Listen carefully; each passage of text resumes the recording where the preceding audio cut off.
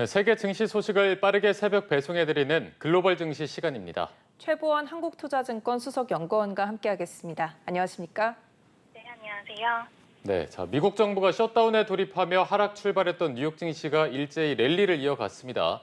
S&P 500 같은 경우에는 또다시 사상 최고치를 경신했는데 지난밤 증시 상황 어떻게 보셨습니까?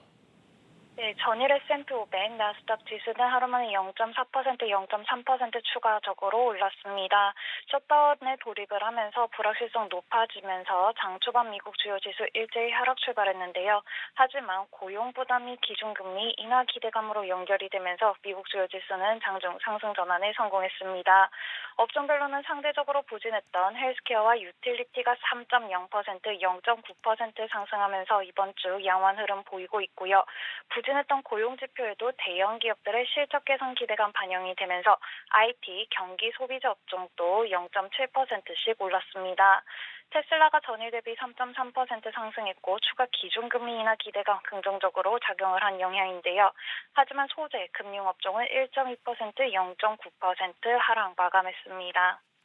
네, 대형 기술주는 메탈을 제외하고 일제히 상승을 했고 또 반도체주도 대부분 상승 흐름을 보였습니다.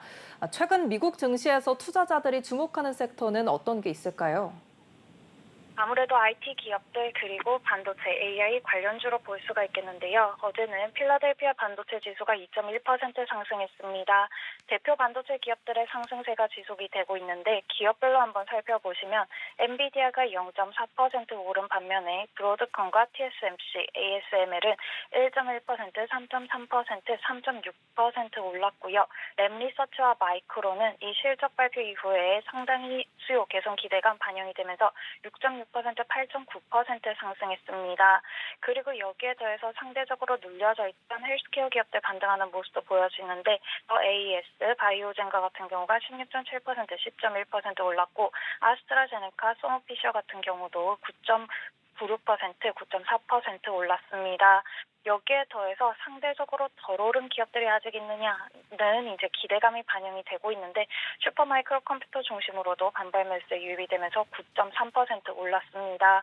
방금 이제 커뮤니케이션 기업 말씀해 주셨는데 뉴스, FMC와 같은 업체들 6.0%, 5.7% 빠지면서 부진한 모습 보여지고 있지만 AI와 관련된 기업들 상대적으로 눌려져 있는 기업들 반발 매수세에 유입되는 모습도 함께 보여지고 있습니다. 네, 한편 시장은 이달 연준의 금리 인하 가능성을 높게 보고 있지만 금리 변동성에 대한 우려도 여전합니다. 이런 금리 불안과 셧다운 불확실성이 국내 증시와 또 환율에는 어떤 영향을 줄 거라고 보십니까? 아무래도 변동성이 높아질 수 있다라는 점은 유의를 하셔야 되지만은 미국 차원에서 한번 살펴보시면 첫 번째로 대형 기업들 그중에서도 AI와 관련된 업체들 실적이 양호하다라는 점이 긍정적으로 작용할 가능성 있고요.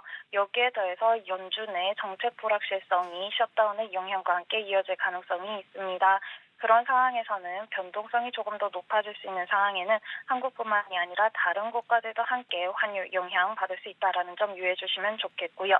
여기에 더해서 셧다운이 역사적으로는 장기화되지 않았지만은 만약에 조금 더 장기화가 된다라고 하면은 불확실성 조금 높아지는 기간이 이어질 수 있다는 점 유의를 해주셔야 되고요. 하지만 지금 보셔야 되는 거는 그런 불확실성이 완화가 되면서 셧다운이 마무리가 되는 국면에는 또 한 번 불확실성 완화되면서 반발 매수에 유입이 될 수 있는 국면이기도 하다. 조금 더 대응의 차원으로 10월 초중순은 보셔야 된다라는 점 말씀드립니다.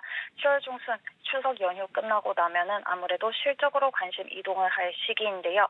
해당 시기에는 조금 더 실적에 초점도 맞춰질 수 있다라는 점 미리 준비해 두시면 좋으실 것 같습니다.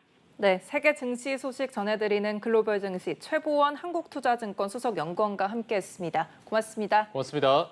감사합니다.